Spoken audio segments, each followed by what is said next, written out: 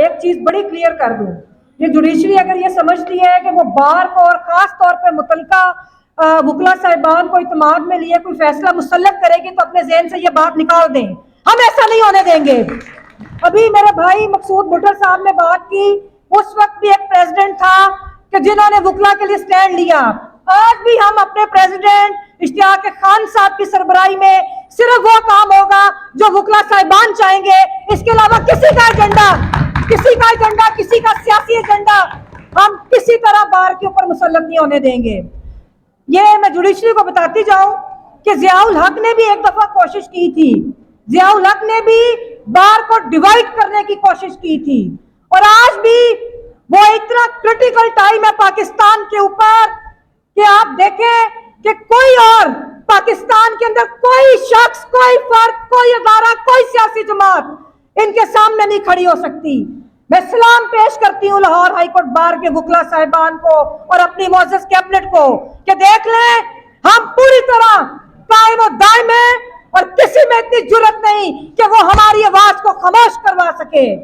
मुझे याद आ रहा है हमारे मोअज़्ज़ज़ सदर सुप्रीम कोर्ट बार एसोसिएशन जनाब आबिद जुबैरी साहब ने वकला कन्वेंशन कराया और पूरे पाकिस्तान के वकला उधर आए थे और उन्होंने कहा, हमने रिक्वेस्ट की और उधर हाउस ने मंजूर किया कि हर जुमेरात को वकला तहरीक की तर्ज पे हम लोग हाउस भी करेंगे, वकला अपनी बात भी करेंगे, पाकिस्तान के अवाम, सियासी वर्कर्स और खवातीन जो कैद हैं हम उनके लिए आवाज उठाएंगे। और आप देख लें कि लाहौर हाईकोर्ट बार ने अपनी जिम्मेदारी पूरी की। बल्कि आज मैं जो हमारी सरगोदा डिवीजन और जो हमारे साथी पूरे पाकिस्तान से सुन रहे हैं, मैं उनसे ये गुजारिश करूंगी कि आप आ जाएं, आप निकलें और आप अपनी आवाज बुलंद करें। आपकी बार के अंदर भी इस्टेब्लिशमेंट हमलावर है। अब ये देख लें जिस तरह इनकी अपनी अपॉइंटमेंट्स की बात हम करते हैं आज कि इनकी अपॉइंटमेंट्स होती हैं, आज तक इनकी अपॉइंटमेंट्स का तरीकाकार स्ट्रक्चर्ड नहीं है।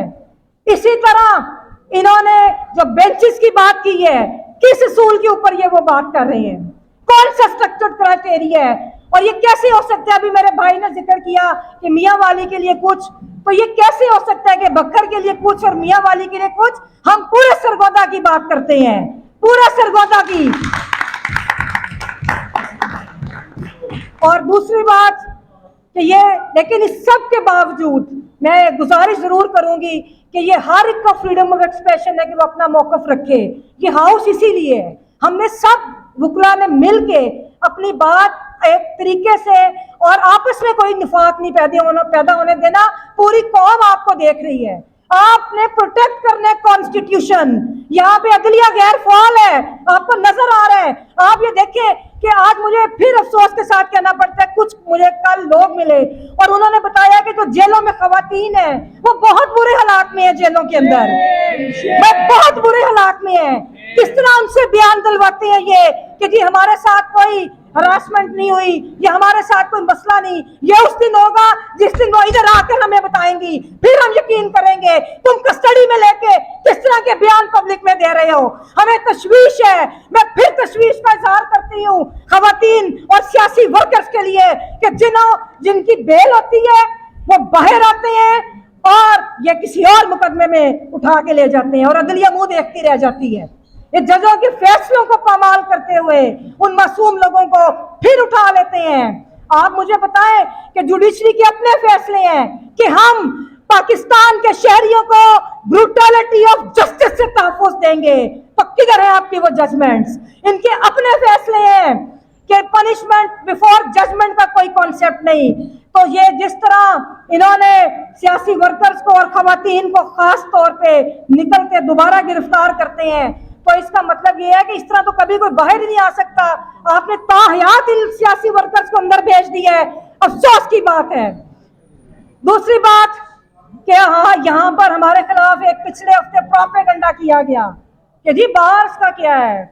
मैं आपको बता दूं कि मुजामत की बड़ी शक्लें होती हैं, ये भी मुजामत है कि जो हम हर हफ्ते आके तुम्हें ललकारते हैं।